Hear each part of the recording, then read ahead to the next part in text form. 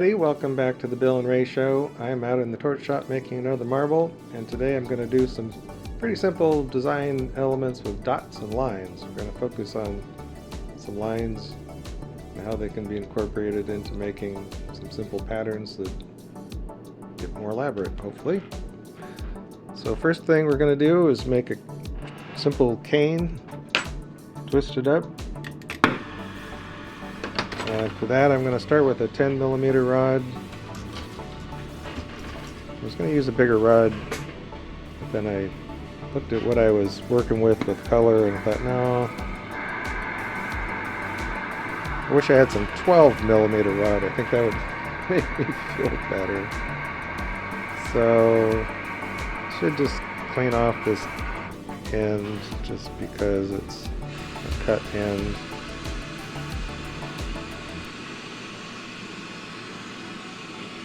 And then I need to kind of warm up a piece of this. It's not going to be very much, really.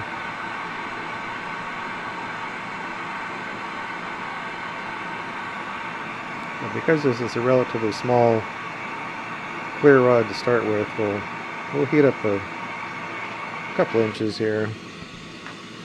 And we're going to do a little silver fume. Hopefully.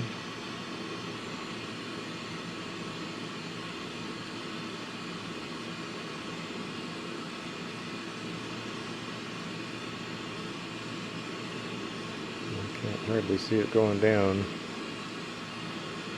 The silver on my rod here is not really catching much fire. Let's try another one.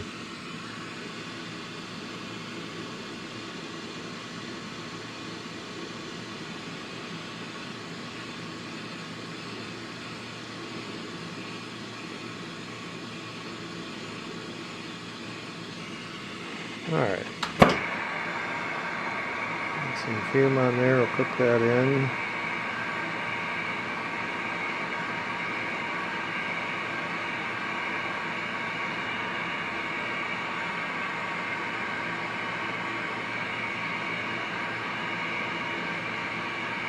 Well, as usual, I've been out here for almost an hour and a half just getting things, cleaning up the bench from yesterday's projects and getting ready for today. I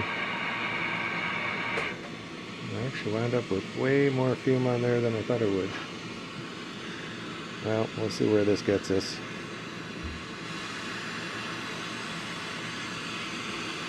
My recipe book wasn't very specific on how much silver to put in there, so we'll just go with what we've got. This is some blue-green.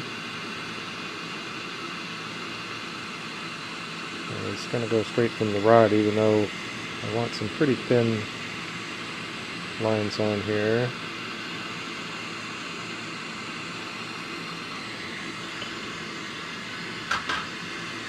A lot of times I prefer to cut it down like this piece. So, we've got our UV flashlight. This is our ion glass. UV reactive. I've used a fair amount. I'm going to use this for little highlights.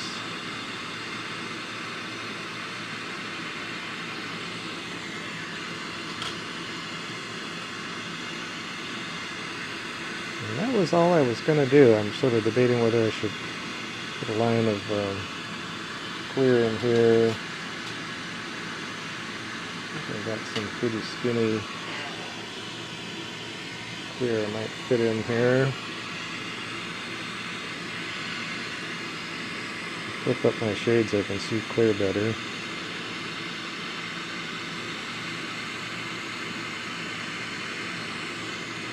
So we'll add a little additional line. That wasn't in the recipe, but we'll run with that.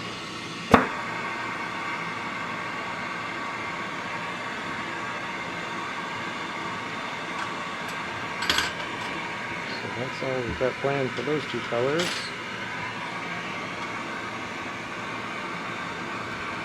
Try and cook this in and get ready to twist this out. So hope everybody's doing well. Thanks for tuning in to our marble adventures. Had some very touching, heartwarming comments on some of my videos and some of my auction pieces that people have bought, purchased. That sounds better.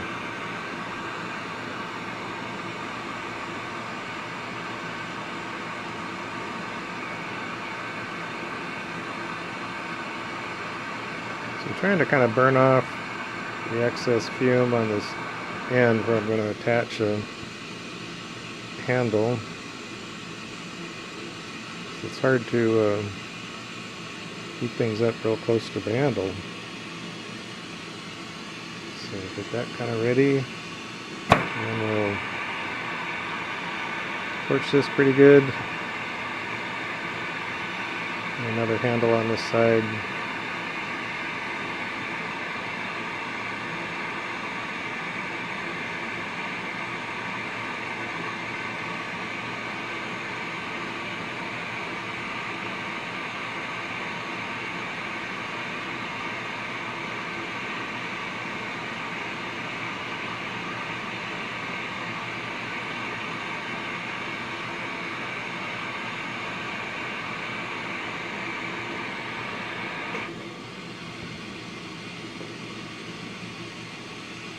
Okay, we're going to pull off this rod and attach another smaller diameter handle here.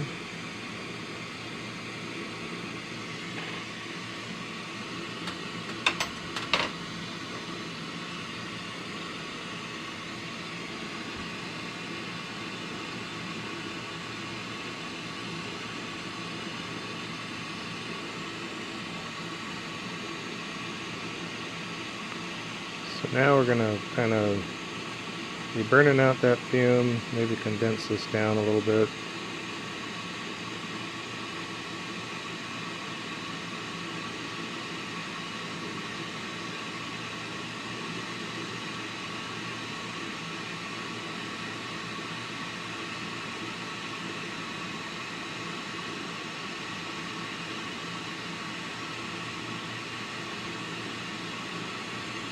I'm trying to enter the chill zone, working with some glass. I've been doing quite a bit of different projects, getting ready for our county fair coming up at the end of the month. So I'm going to do this video. Next week I should be able to do another video, but then it's going to be like a 2-week break. The lead up to the fair we're going to be really busy, and the week of the fair obviously I can't do this kind of a production. So we'll have a little downtime in the videos, but we might put up some live feed stuff from the fair.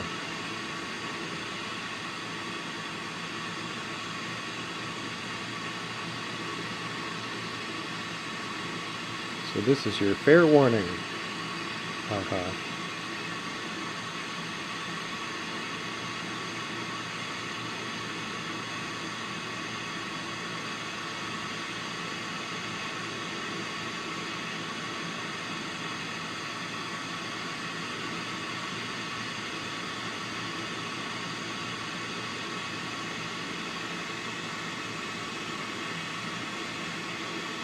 So having to really crank some heat in here to get that fume in between the lines burned away. And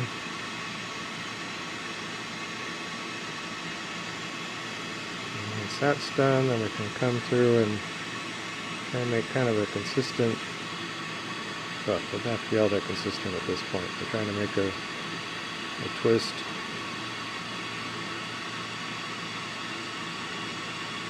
Sort of the pre-twist to the twist.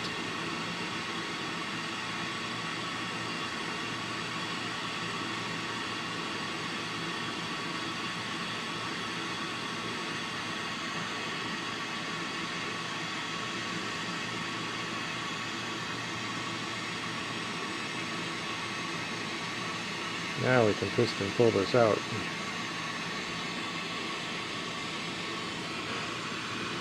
Give it a little moment to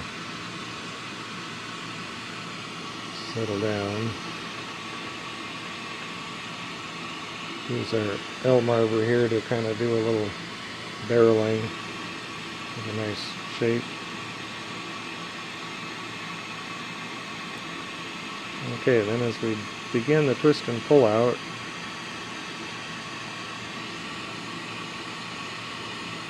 I'll heat gently. Get this initial pull. Sometimes you get pulling too much right at the beginning, you'll wind up with a really thin attachment, and that's not ideal.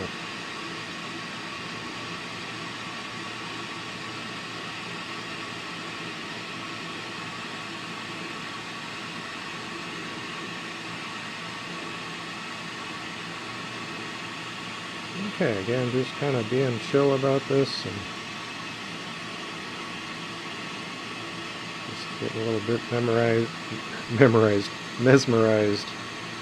by the glass as it's pulling out and twisting up.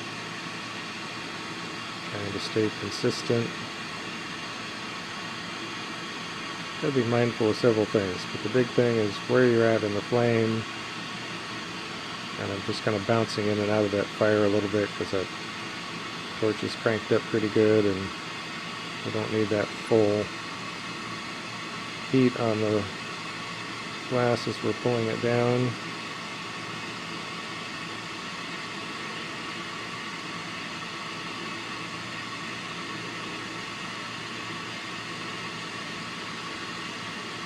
So anytime we're doing this, we're twisting much faster in my left hand, but my right hand is still turning a little bit as well.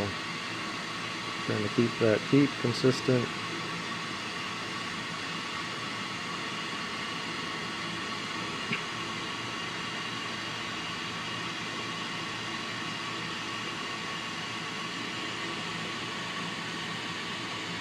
And I recommend listening to music. Music kind of helps keep a little rhythm going to what you're doing working.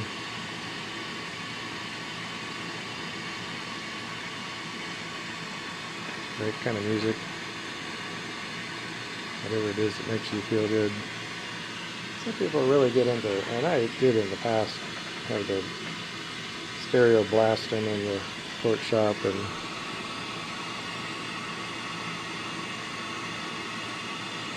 I got to where, half an hour of that, I was sort of like, okay, we're done with all that loud rock and roll. We're going to have to chill out. Now I tend to listen to more of the techno beat sort of stuff, to be honest. Alright, we're going to move on to our main attraction, our main rod that we're going to build off of.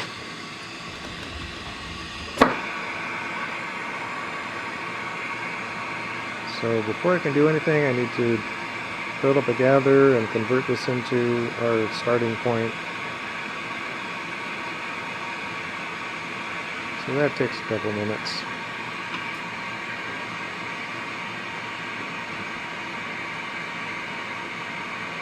I was working out here yesterday making pixie orbs. Well, it was pretty toasty.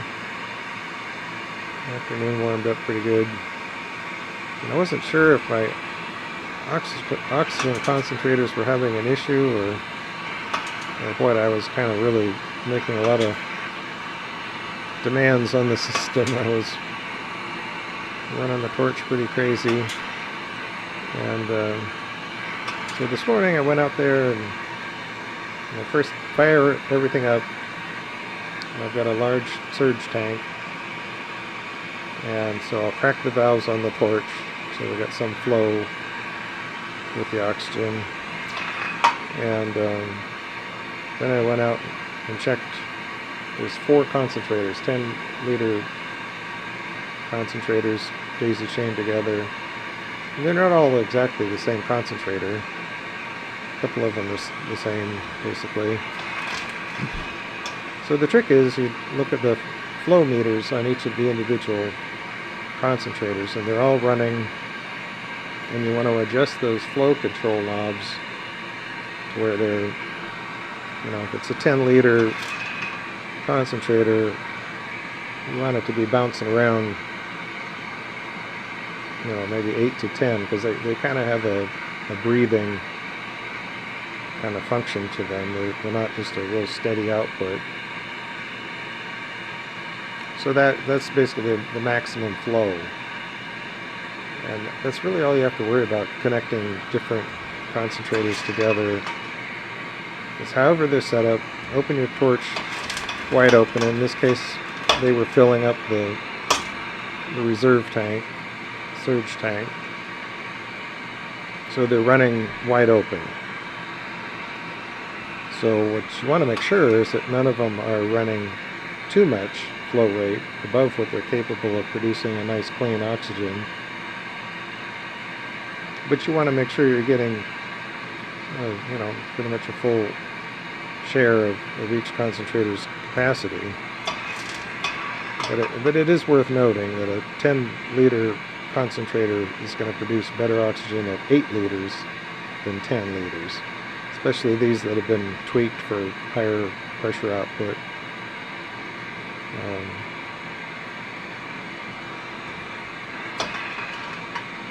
So if you go out there some other time when everything is up and running, but I'm just running the Lynx torch, they'll be down in the mid-range in those flow meters. And yeah, just leave that alone. Just set them when it's at its maximum flow rate. And don't worry about what they're doing at the lower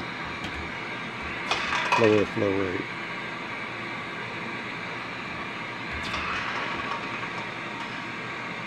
The effect of adjusting the valve on their output, which will adjust how much flow is coming out of the thing, is no different than adjusting the valve on your torch. People get all freaked out by these concentrators not flowing at their capacity. It's like they don't care.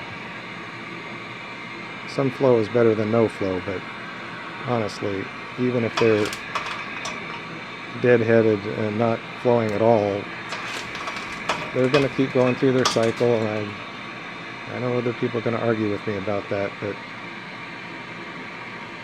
the mechanics of a pressure swing absorption concentrator really could care less what the output is, because they are pressurizing and venting two different sieve beds, and they're doing that at specific pressures.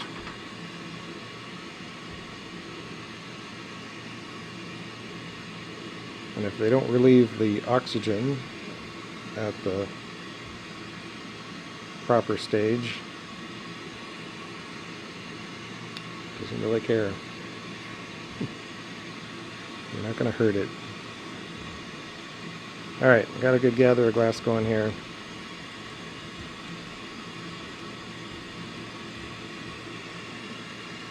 Now I need to make this into a bit more of a cone shape.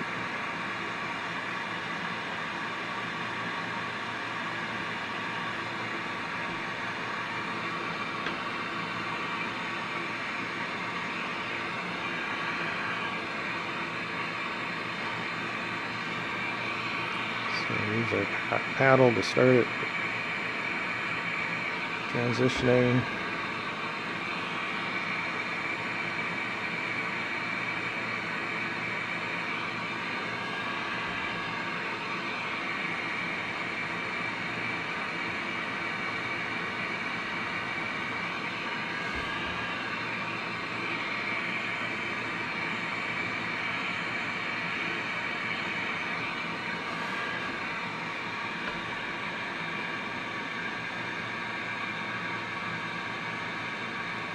Just angle it down. Oh, you can't see that view very well.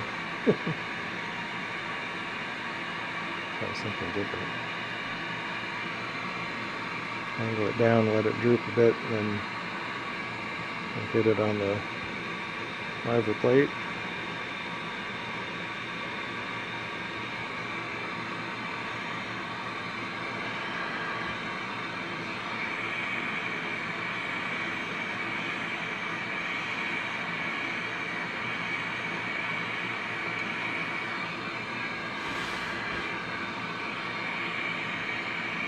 So this surface that I'm working on is going to be my canvas. So I want a nice clean canvas.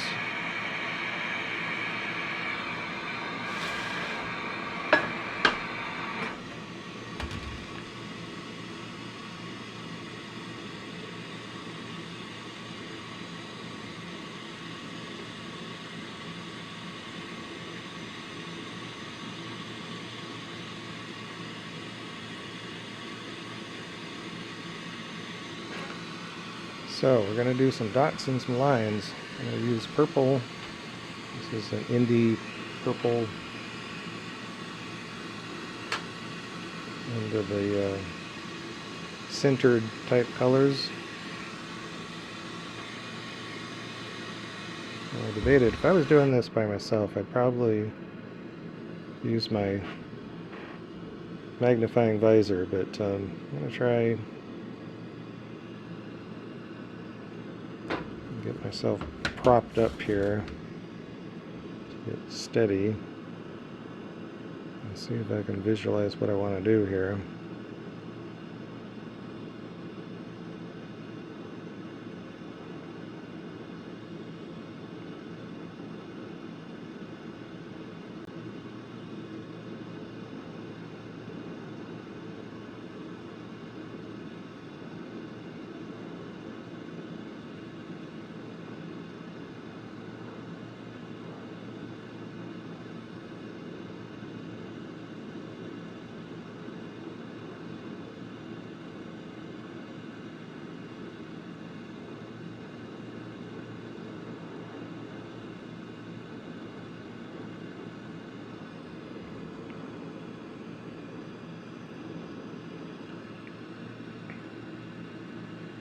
Okay, I'm going to try and do 2 different ladders.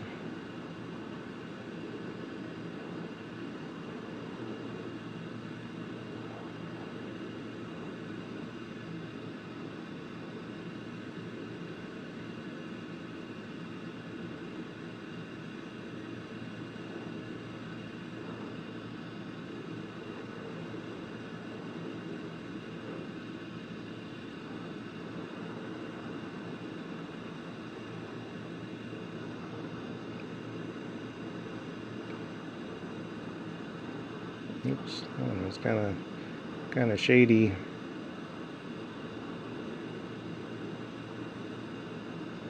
Alright, now the idea is to run across from that.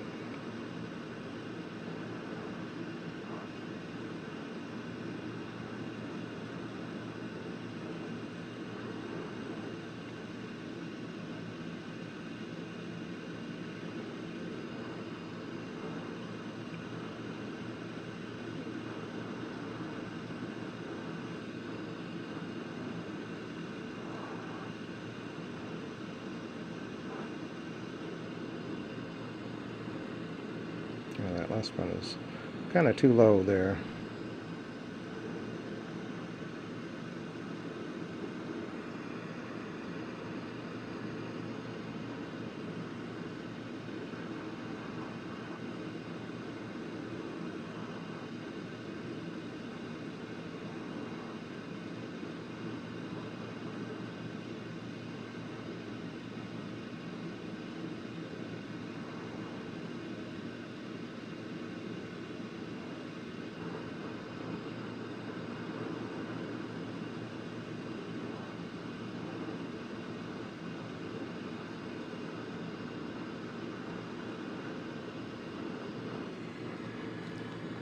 Okay.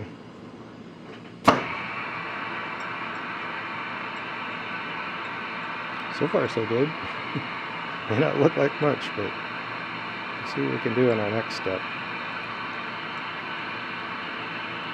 So doing a process like this, I'm thinking about what's it look like from the other side. I spent many years making beads, soft glass beads, and decorating the bead, and you build up layers and dots and do line work, and what you see is the surface of those layers that have been built up. This is like the opposite. what you're going to see on the inside is the reverse of the layers that you're building up on what now is the outside.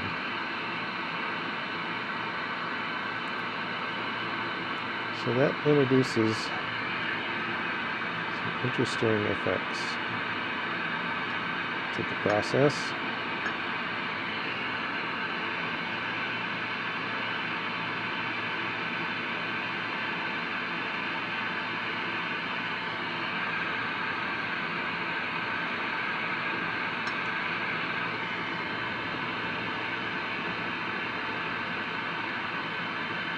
Okay, I'm going to try and get these heated in without getting too crazy with them. That's the dot part of it. Then we've got some blue spruce that we're going to do the lines.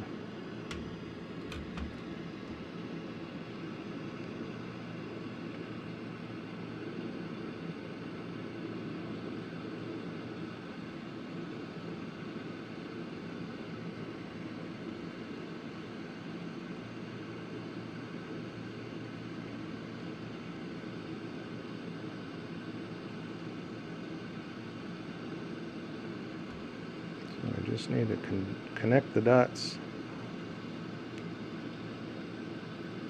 And I thought about, you could do this same thing and connect the dots in different ways. You can play your own game of connect the dots.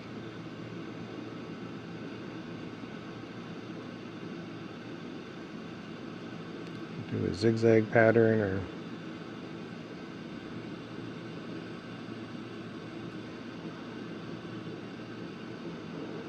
literally make a drawing with dots that you connect.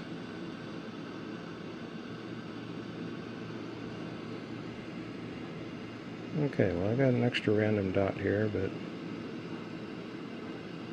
it's probably going to get torn off at a later stage anyway.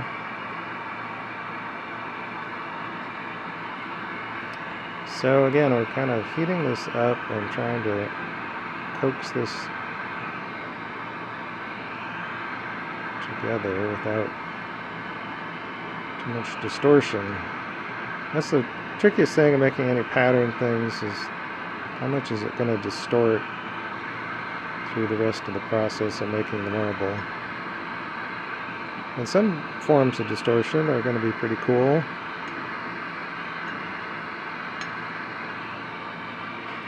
But you have to kind of accept that, any detail work you do at this phase may turn into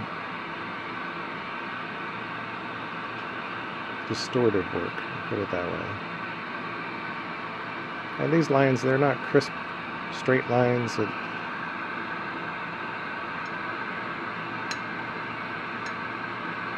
I might like to see. In my mind's eye, these are all nice straight lines. It may not be the way it goes. Okay, now we built up this interesting cane. And that we were going to use in the background here.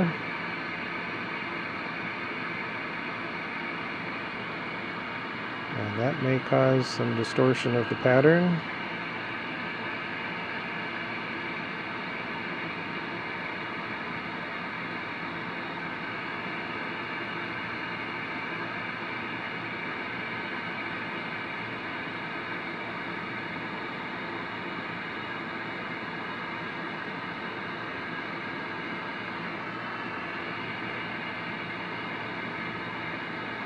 Trying to leave a generous gap between these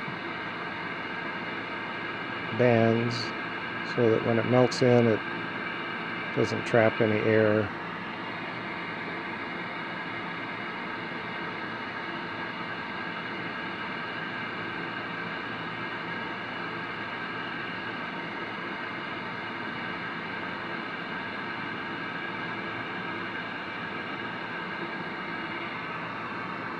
Alright.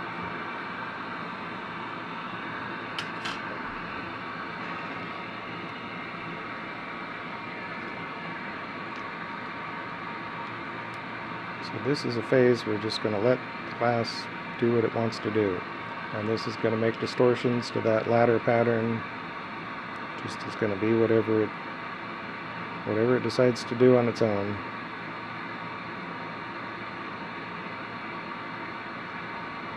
This is where you get kind of this cooperative nature of working with the glass. Is just don't fight it. Don't worry about what it's trying to do. And if you're trying to make a specific design, a specific pattern, you know, there's ways to go about doing things that you can lay out.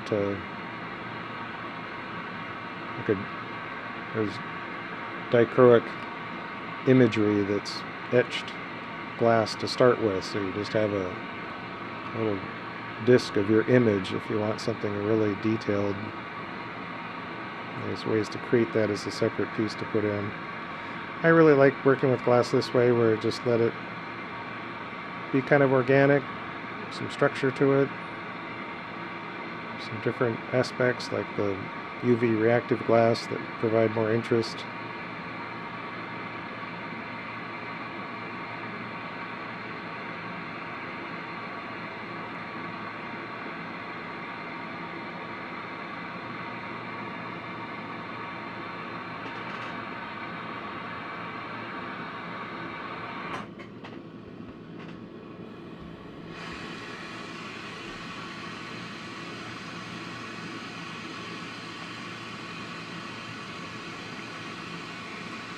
I'm trying to focus the heat on this area that didn't stitch together quite the same.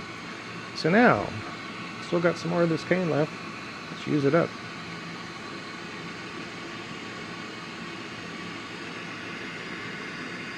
I'll try and use some of it anyway.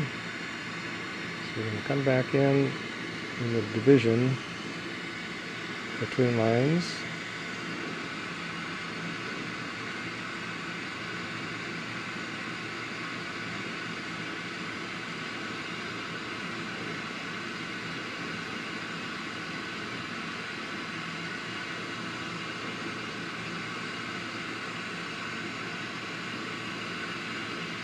I have to heat up that base enough so I can see where I'm going. I'm going to drop this down on the gap between the previous runs.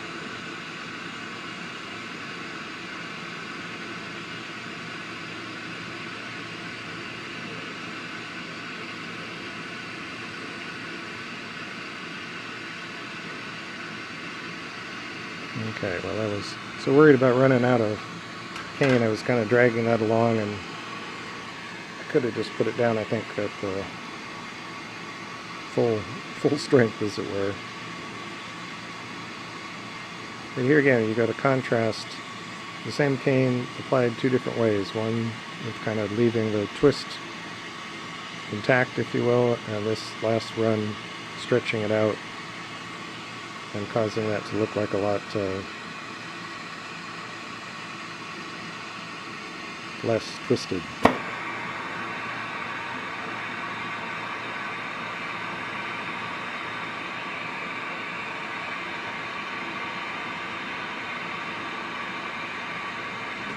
Okay, feeding this in and gently bring this together.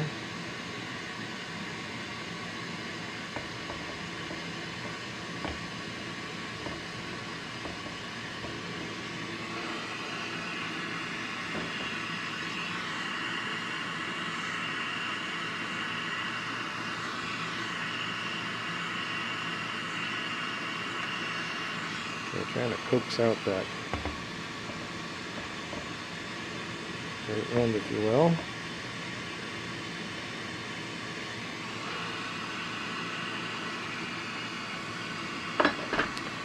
Alrighty, that's kind of the interior design.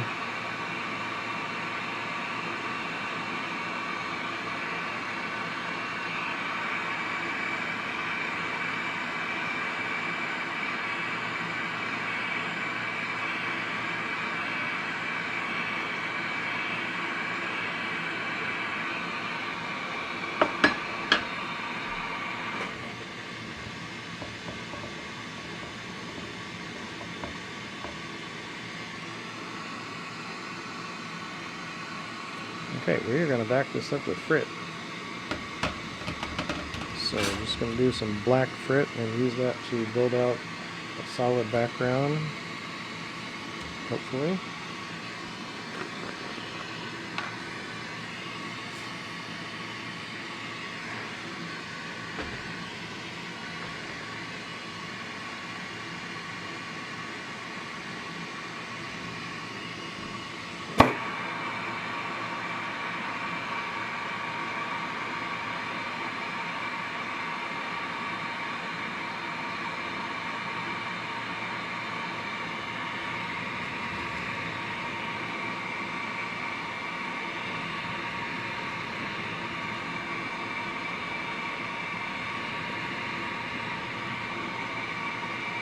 Most times you see me putting frit down, I do it in one continuous roll around where I'm trying to just get a light coating of frit, but in this case I want a dense coating of frit.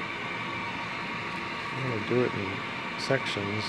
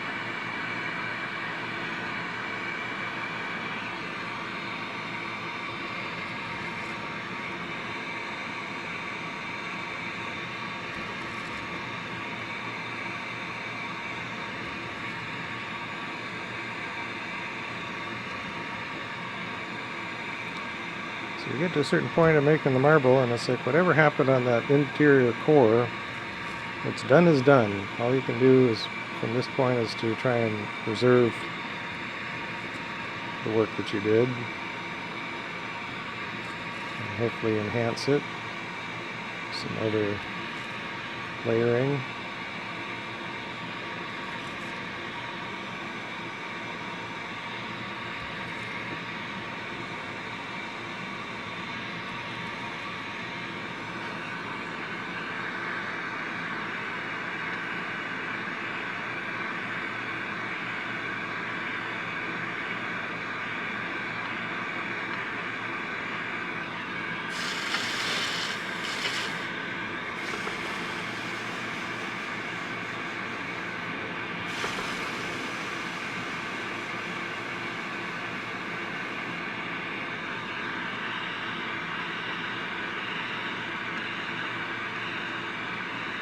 Squeezing that glass together.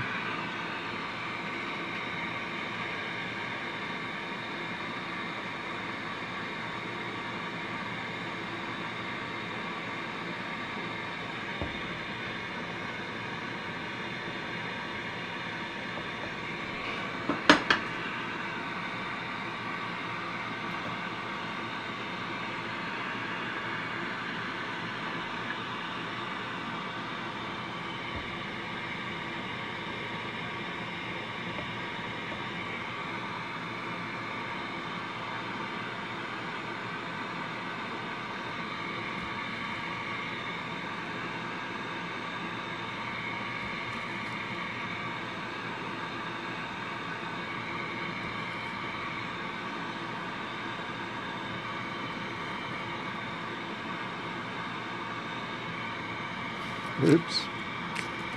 I'm worried about that.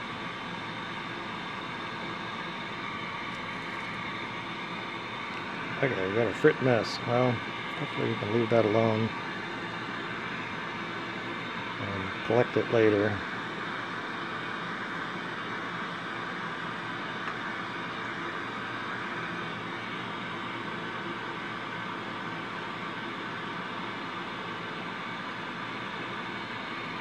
So this is going to leave a kind of a messy transition edge between the color and the clear lens, and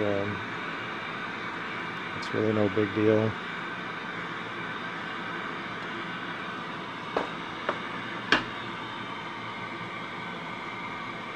I think that's pretty well covered.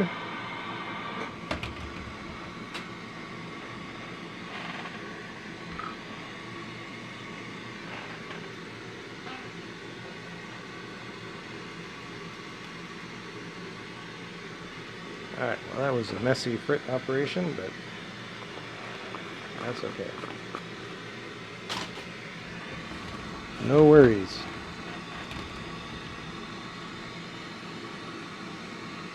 Okay, then I'll throw in some silver fume on the back side.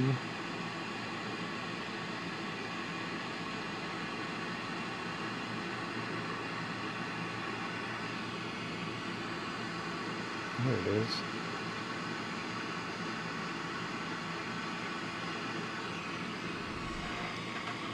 Okay.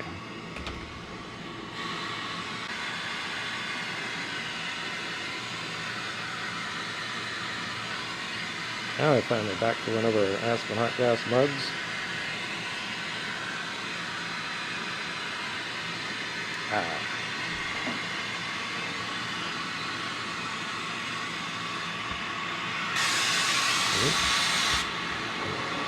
Make sure that blue knob is happy.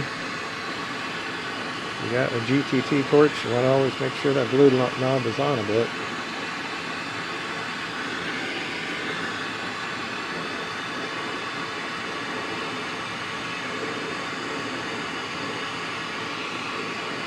Actually, when I was walking out here the last time, just before I started recording, we were getting a little bit of rain, which is awesome. Rain is always good.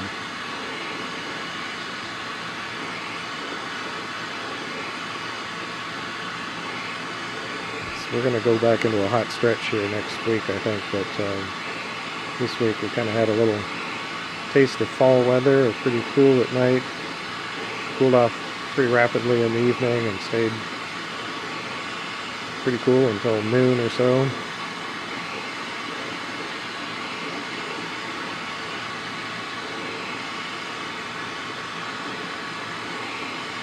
So I'm still always curious what the weather is going to be like for our county fair.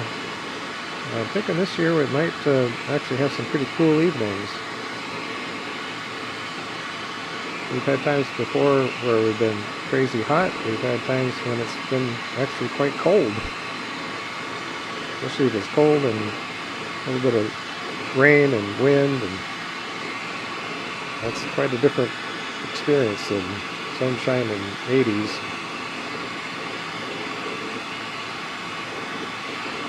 But we're geared up for it. Ready to rock and roll. Get some inventory put together. There's some things that I want to make basically for the fair. So a lot of things I've been creating haven't made for a year.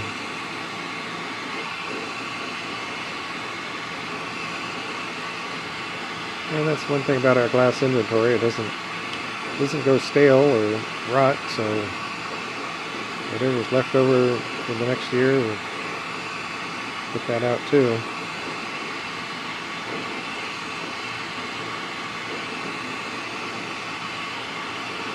And with my cabinet knobs that I make, there's always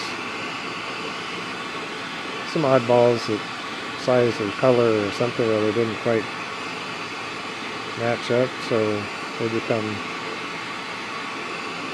an oddball collection. We can sell those at the fair.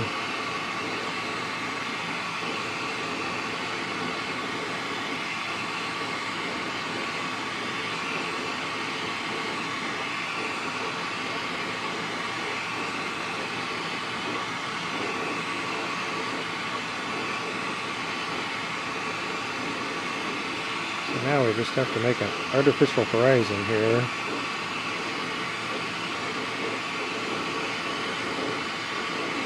Wherever this clear glass ends is going to be our circumference.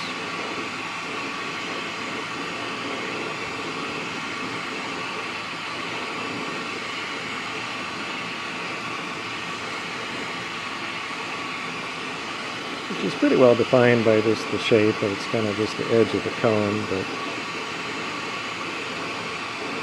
sometimes it's a little more distinctive than others, and this is definitely just going to have to make our own determination there.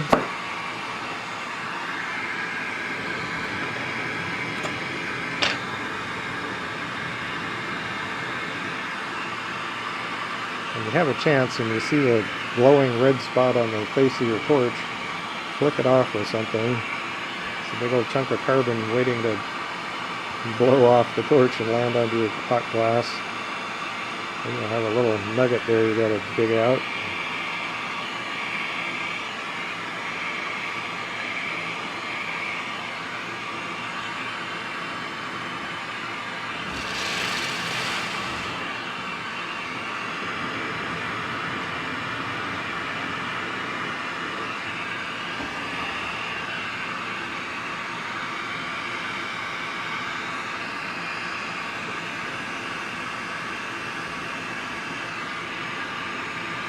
Kind of roll back that clear glass and leave that end exposed.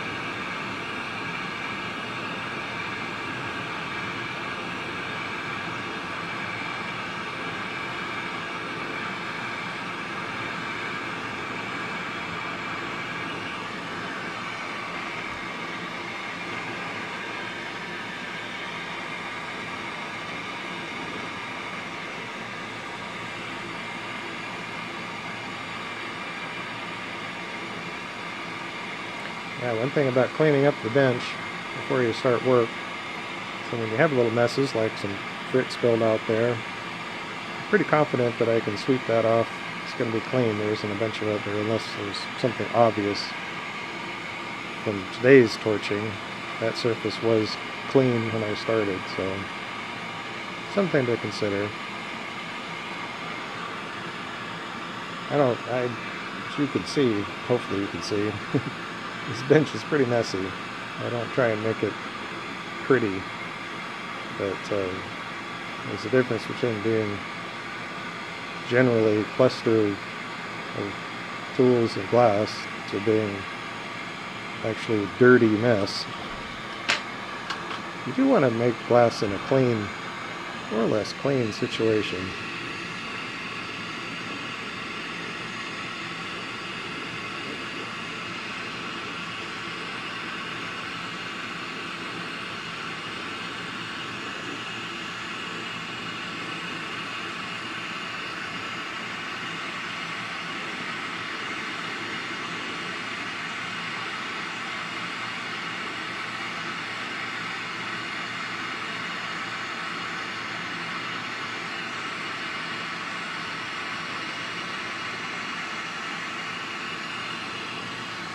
The thing about these top torch marbers, they can get pretty hot. Careful bumping into those.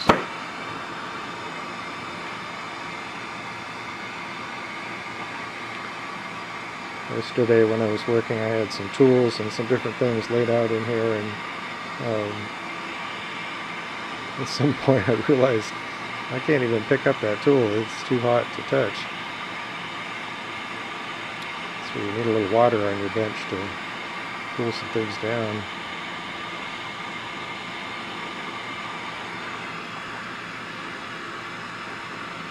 Or at least get your hand wet before you go grabbing things.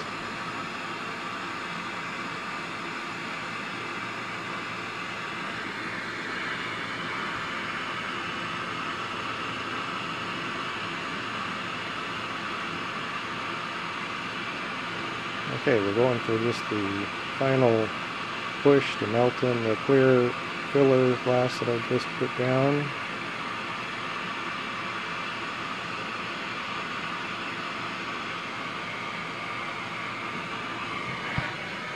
Switch arms, let this arm relax for a minute.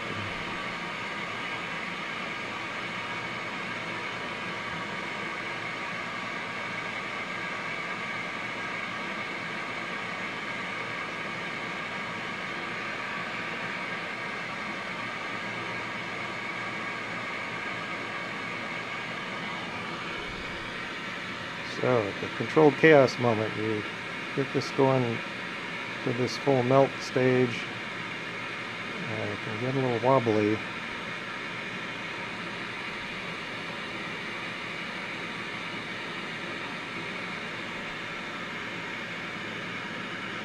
We just need it round enough for the next phase. Use a little angle here, let it fall back on itself. That should be pretty good. Get this someplace where we can rotate it, keep rotating, keep it on center.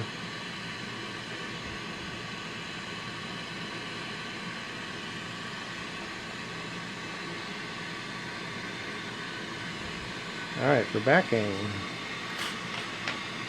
we've got some just jet black and some Peacock.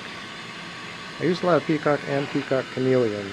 Peacock Chameleon, I don't really like it on the surface on this back side. Don't really care for the look of it. So, but the Peacock by itself seems to work well. And then I have glass of, I don't know what it is. I think this is Greasy glass. It's a yellow that's kind of a deeper yellow towards a bit of an orange. And I've tried some of those colors, and inside they don't survive as a color inside a marble. So I've kind of been dismissing them a little bit, trying to figure out a use case where the color will actually come clean, come true. So I thought, well, I'll try it on the back side here and see what we come up with.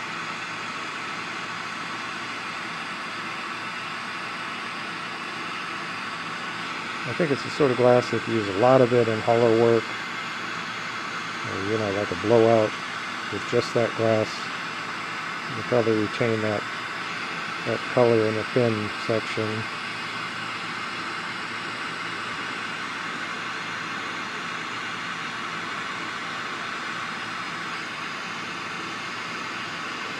But that just doesn't really apply too much to the marble world that I live in.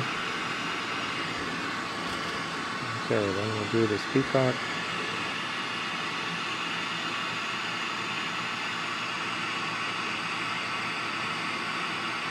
I need to find another blue. I've seen some examples of other blue colors that are out there. So many of the blue colors are somewhat similar.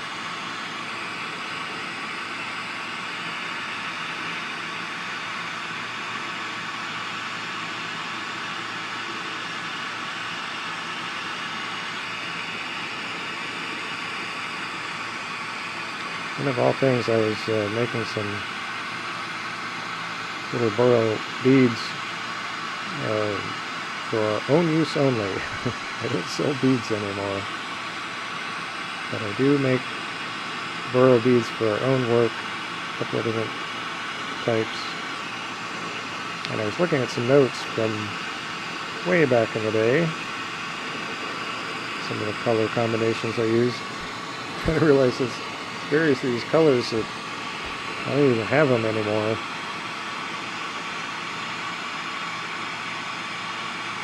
One that was, I think it's discontinued, but I was able to get some a little while back and kind of reserve that for limited use, is Black Pearl. I love that color. Unfortunately, I don't think they're doing it anymore.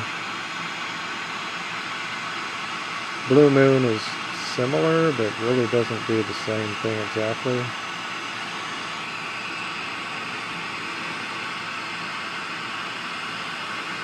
So that's always kind of an issue with glasswork, is you come across a color that you really like, and then it's not available anymore. And as an artist, you come across an event that you really like, and then it doesn't sell like it used to, or some of them go by the wayside. It used to be a premier art show in Montana. It was in Helena, called the Electrum Show, Electrum Art Fair. And for a long time, it attracted high caliber artists, sculptors, painters, whatever. And the craftspeople that were doing ceramic arts and woodwork and whatever had to be really up there. And when I first started doing it, I was definitely like at the bottom end of the artists there. But that being the case, had some decent work and sold really well. I was able to get prices for things that I could rarely get anywhere. And then tried doing that for a few years, and it went downhill from there, and eventually they just shut down that event entirely. It was kind of run by older people that were retiring, and they kind of, you get to where you have kind of an off year at an art fair, and then the high-level artists decide not to come back the next year because they didn't do well. And then the customers that show up looking for those high-level artists are disappointed that they're not there. So then the next year, the customers that supported the high-level artists don't show up. And so the art fairs tend to spiral. They're either spiraling up or they're spiraling down. It's really hard to keep an event going for a long time that's really good.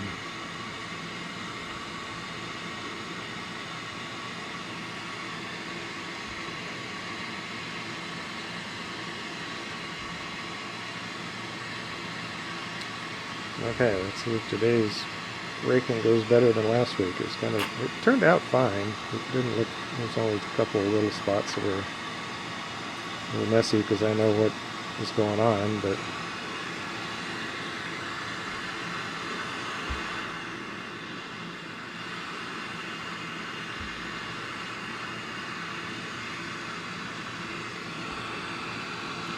let's see.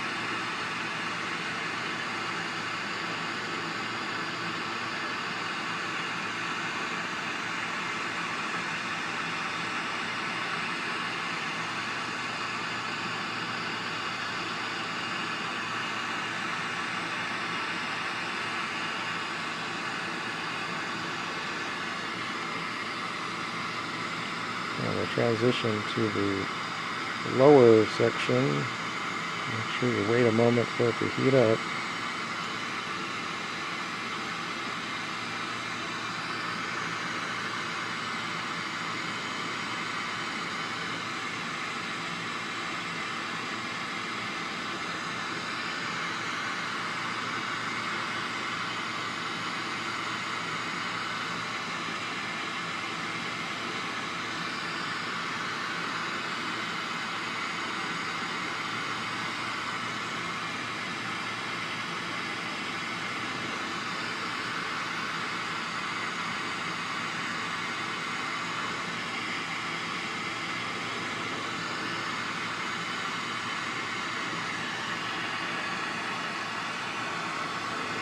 Wow, that's about as good as it gets.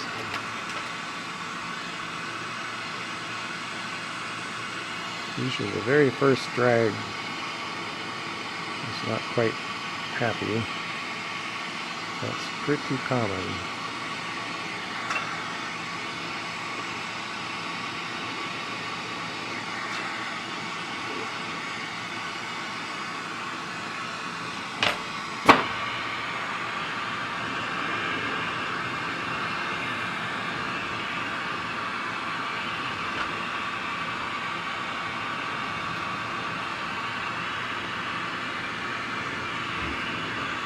I don't always remember to do this, but sometimes I try and just get that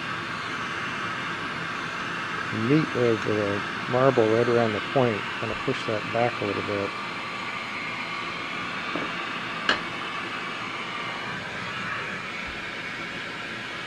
Some of these little moves like that are just kind of countering what the glass is going to want to do. So this is one of those observation things, watching what happens with the glass and then making little adjustments.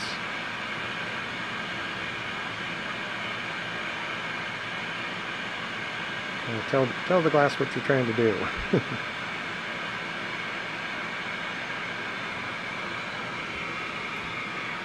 awful lot of learning to work with glass is just observation.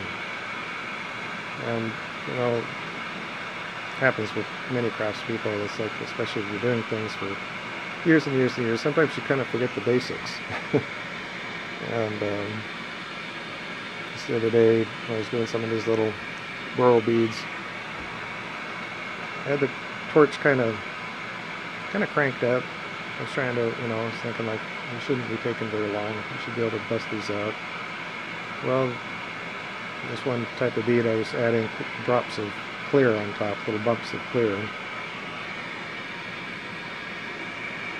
And the torch was too hot, and it was like boiling the glass a little bit. When I would pull off, it would make some little bubbles. And I was like, oh yeah, the torch is just going to tone it down a little bit, and then the glass is happy. And it's like, okay, now when I pull it off and you get that little thin thread that comes loose, it melts through, it drops down, melts in, no problem. So little things like that, sometimes you just have to remind yourself. It's like, oops, yeah, that's, a lot of times it's just an adjustment to the torch.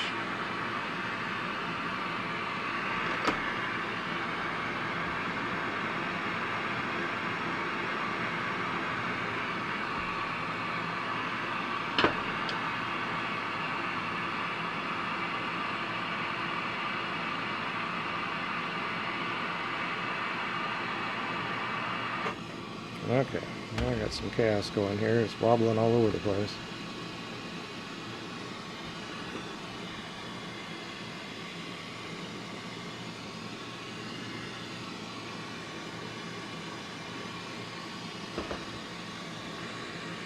I just want to be mindful of not letting the torch run real low for very long. And I do some detail work where I got the torch dialed way down low.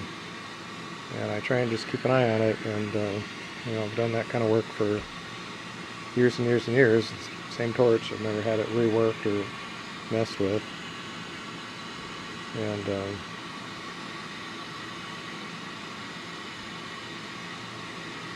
it's doing okay. This torch has been through a lot.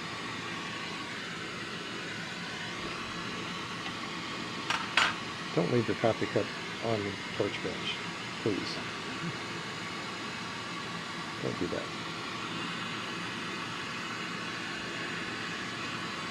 Okay.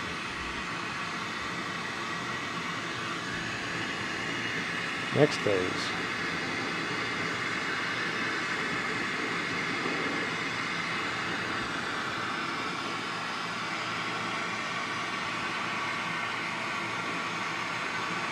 Now, oddly enough, this one, there was no fuming involved in the core. I mean, we used fuming for the twisted cane, but once I got working with the larger construction rod here, there was no fuming, so there's no spillover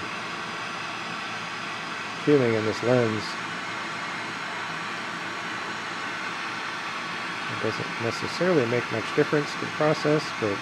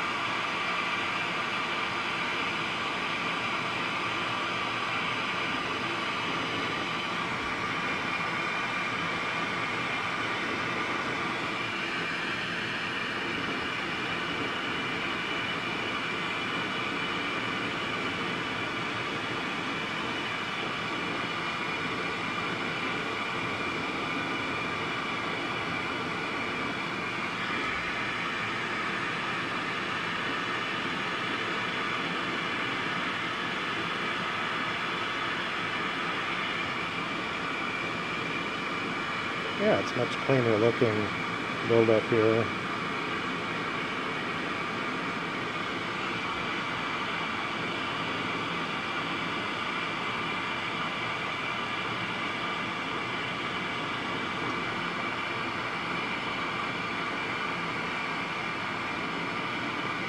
So this circumference, what I call the circumference, the transition between the color and the clear, is getting pushed out, pushed out, pushed out, opened up. So what was a long cone, it starts being flared out. It's no longer quite the same straight sides, and the wide end is much, much wider than it was when we were working on it to start with. And then we have the optical effect of the lens, so the whole geometry, the optical geometry just completely changed.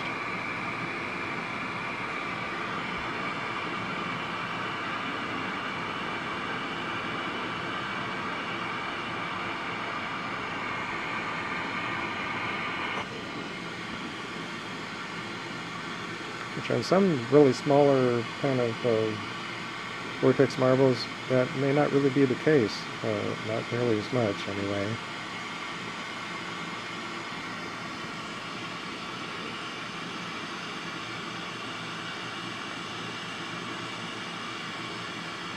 Just to, if you scale everything, then I would have to be starting with a clear rod here that was 1.5 inches in diameter or something, and it would all be a very different process.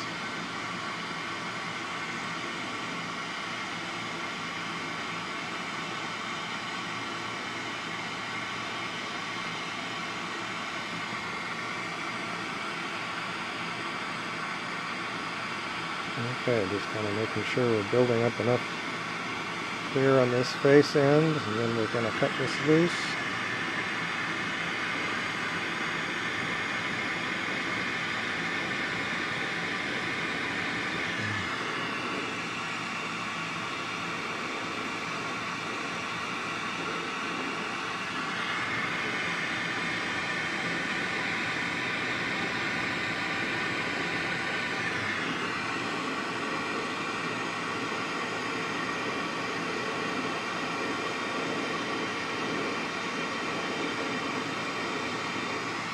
Get it started here, and then we'll pull out just a little bit, stop, and we can cut it through.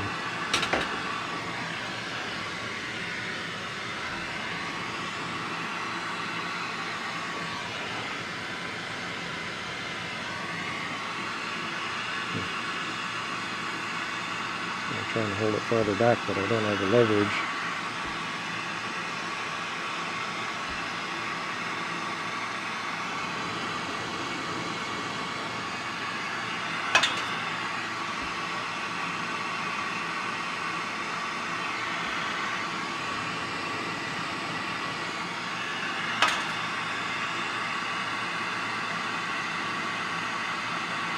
At this point, I'm tearing out some clear glass. I'm trying to drag across that edge where the frit is sticking out, peel that back.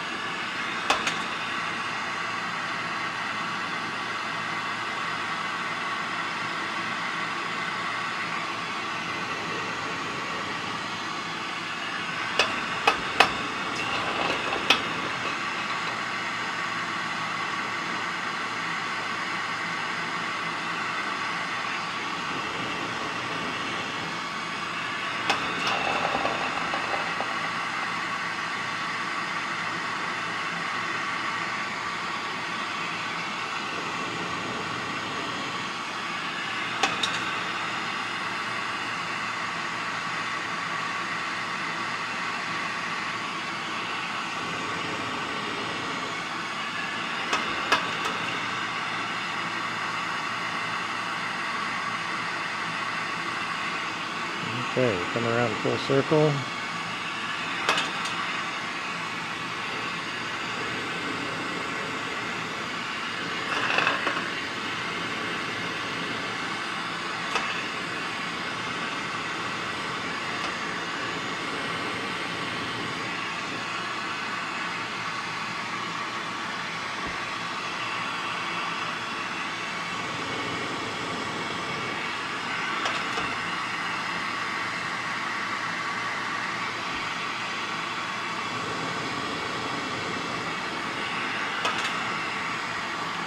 Just continue to peel off some glass on the surface here.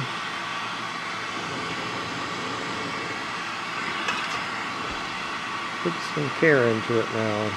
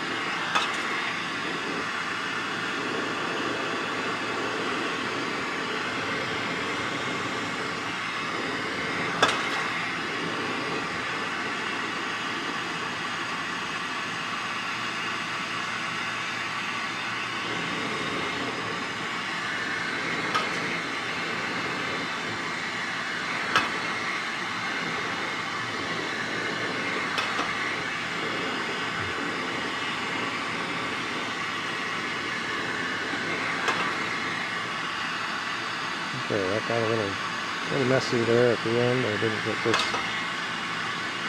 really focused where I was trying to strip it off.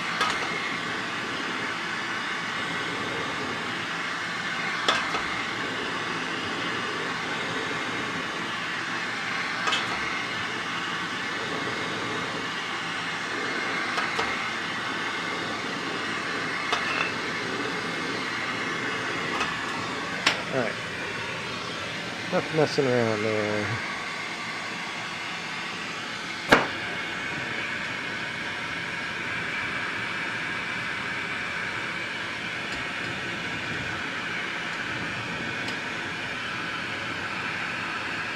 Yeah, I dialed this camera view on this left side exposure down another notch, and the camera seems to be happier. It doesn't get blown out quite as easy.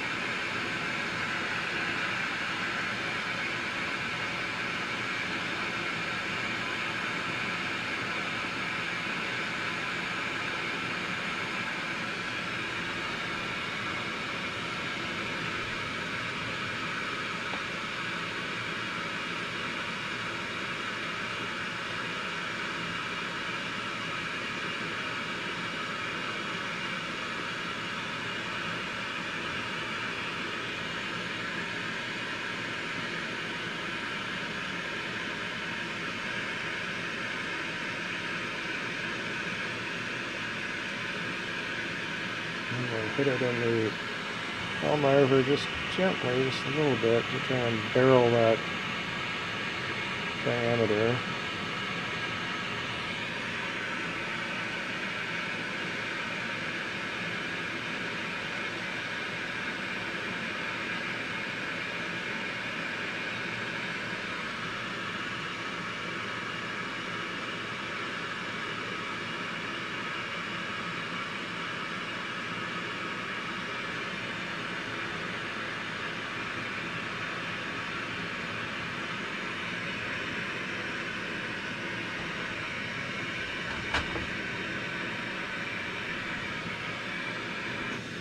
Okay, let's try out the mold here.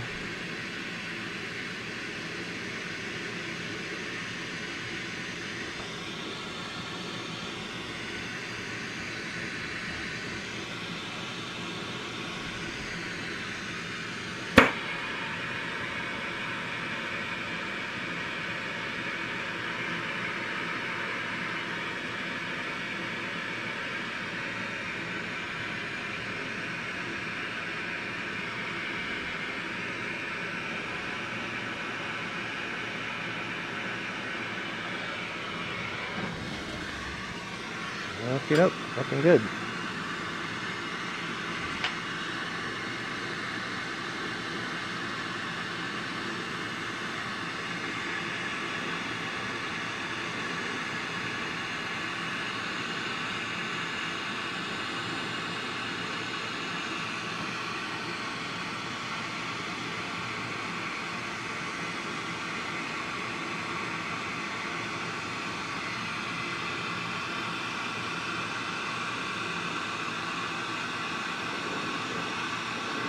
Okay, go ahead and cut off this punky. As we do, we're going to just kind of rise up a little less vertical and keep that new punky from going too crazy. It's still soft.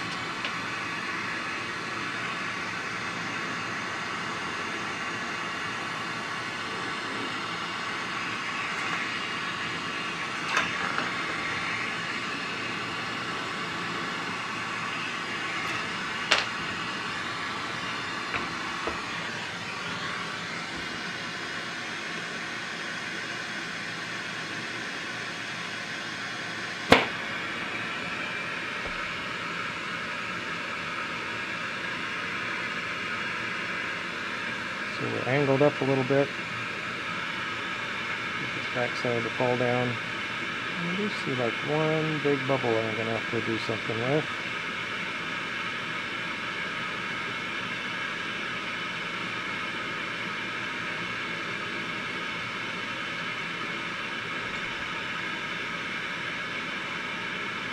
Yeah, so slow rotations here because the punky allows for it. Usually you have to kind of keep a rotation speed that counters the falling speed of the piece you're working on, as the punky is not a completely solid connection or solidified position.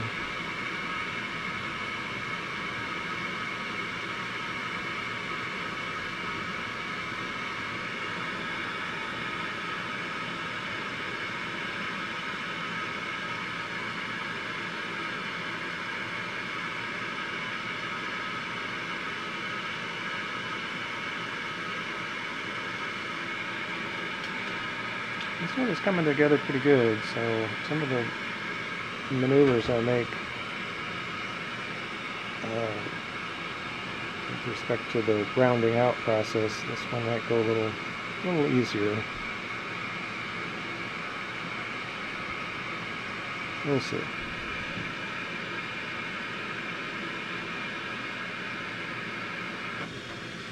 Okay, dropping kind of on the level.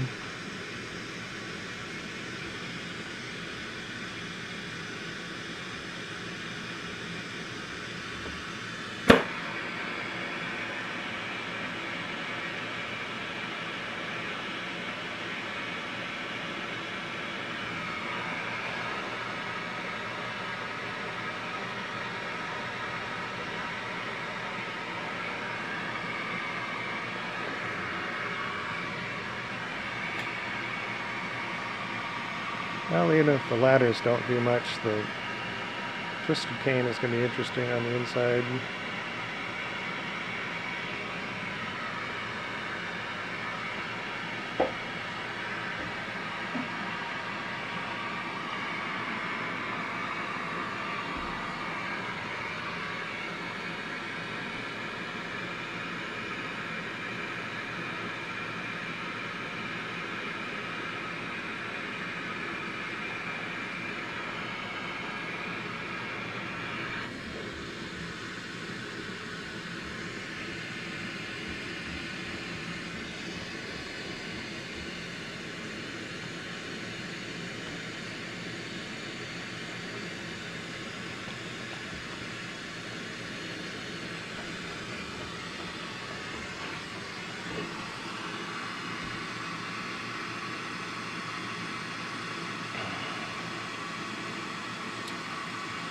Okay, now, that was somewhat annoying when there was a bubble. Now it's kind of not being very evident. But if it shows up a little bit later, it's going to be annoying to deal with after this point. So, what's going on?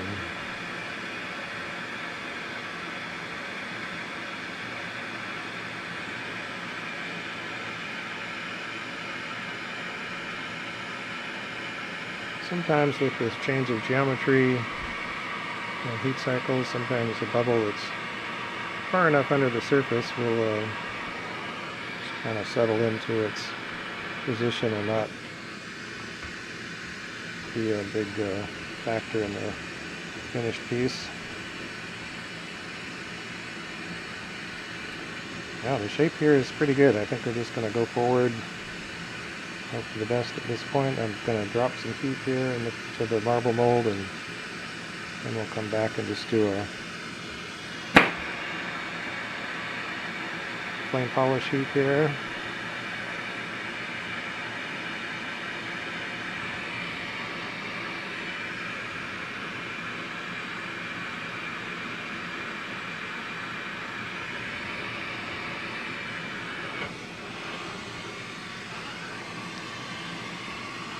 And kind of do some examination under the light. So a little bit of a wiggle there, but I'm going to leave that alone.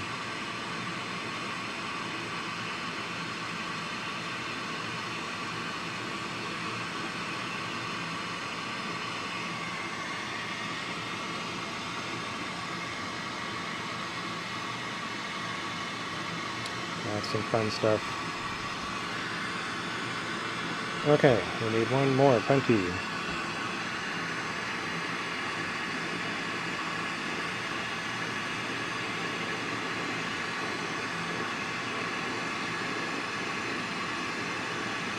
We've got orange glass on the back, or yellow. It's going to come pretty transparent. That's fine if that's all it does. It would be nice if it kind of comes back in the kiln with some color.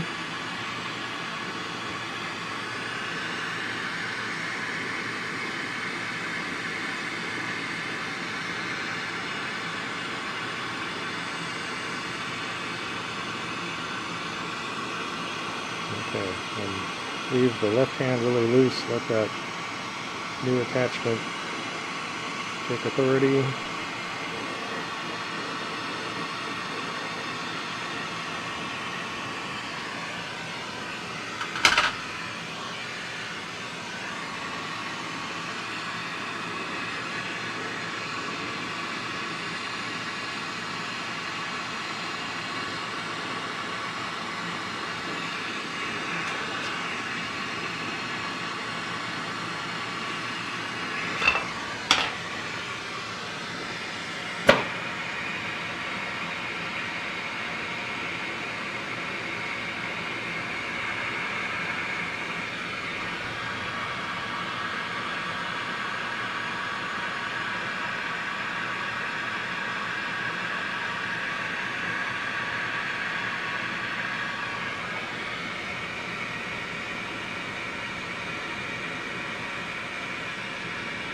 Now I need to heat up this front lens enough so that it can move around a little bit.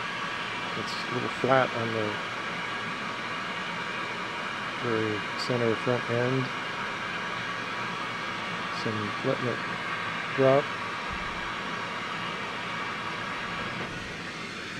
And we'll go into the marble mold from the back side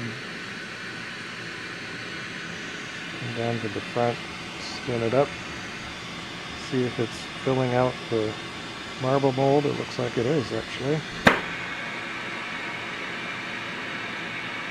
If you wind up with just a few little wrinkles on the end, sort of concentric wrinkles, that kind of verifies it was filling out the marble mold.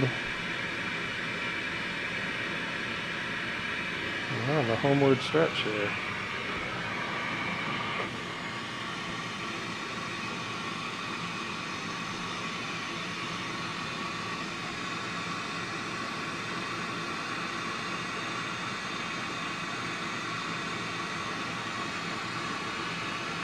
So just letting it settle for a moment.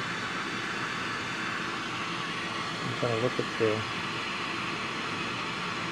reflection, make sure we don't see any real creases or wrinkles or bobbles. I'm actually getting a little bit of a striking effect with that orange glass near the transition.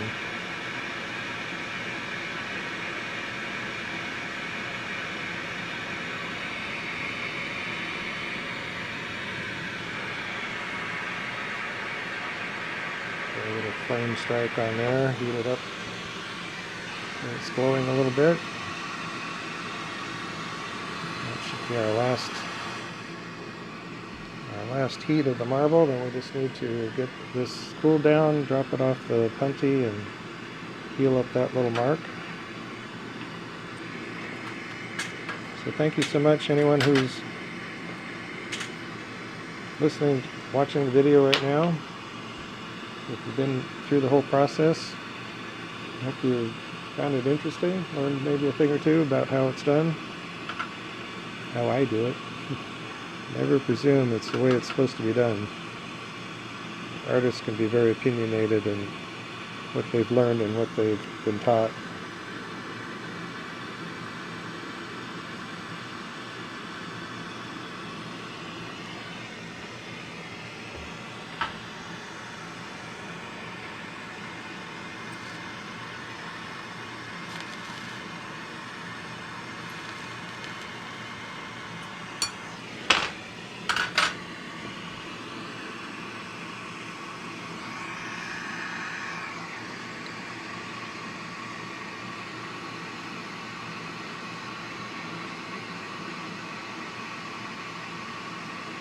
Okay, we really kind of fire the heck out of it there at the end.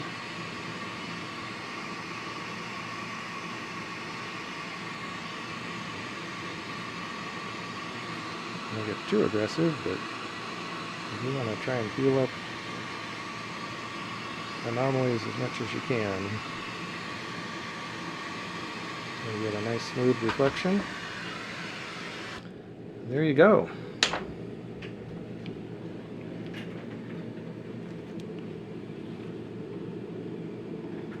Pretty dark outside.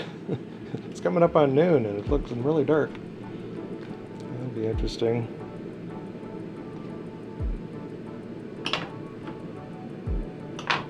Both these tweezers are wet. Let's find a dry tweezer. You don't want to hit your glass with a wet tweezer at the wrong time. So that's what we came up with today. Went according to what I was thinking for the most part. So, hope you all enjoyed that. Goes into the kiln. And onwards and upwards for my day. Hopefully you have a great day. May you be blessed. May you be happy. Take care of oneself so that you may take care of others, so that we can have another good day. And we will see you on another adventure next time. Take care.